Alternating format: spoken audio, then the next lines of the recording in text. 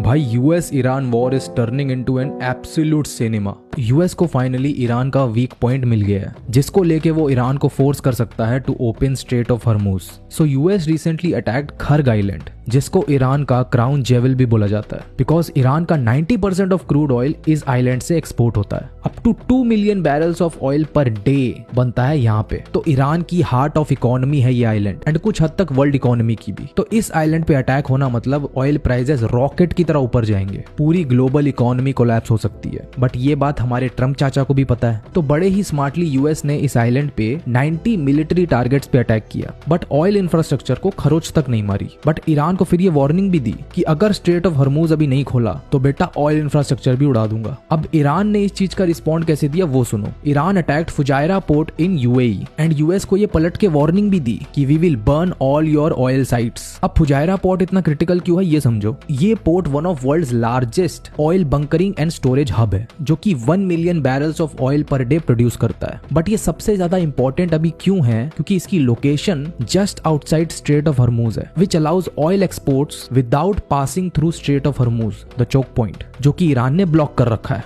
तो अगर इस पोर्ट पे मेजर डैमेज आता है तो वर्ल्ड को ऑयल सप्लाईज और कम हो जाएगी, तो ग्लोबल इकोनॉमी हिल जाएगी पूरी। एंड अभी मूवी खत्म नहीं हुई। ईरान ने यूएई के लोगों को वार्निंग दी है, हर वो पोर्ट एंड डॉक्स को इवैक्यूएट करने बोला है जो कि यूएस से रिलेटेड है क्योंकि हम उन पे अटैक करेंगे। हर कंट्री के पास कुछ हद तक एनर्जी रिजर्व्स हैं बट ये कितने दिन लास्ट करेंगे क्योंकि ये वॉर अब फुल पावर चेस मैच बन चुका है। क्योंकि अभी वहां से चाइना ताइवान पे अटैक करने की भी कोशिश कर रहा है एंड ताइवान को बचाने यूएस को आना पड़ेगा। तो एक गलत मूव या तो वर्ल्ड वॉर 3 स्टार्ट कर सकता है या पूरी वर्ल्ड इकोनॉमी कोलैप्स कर सकता है।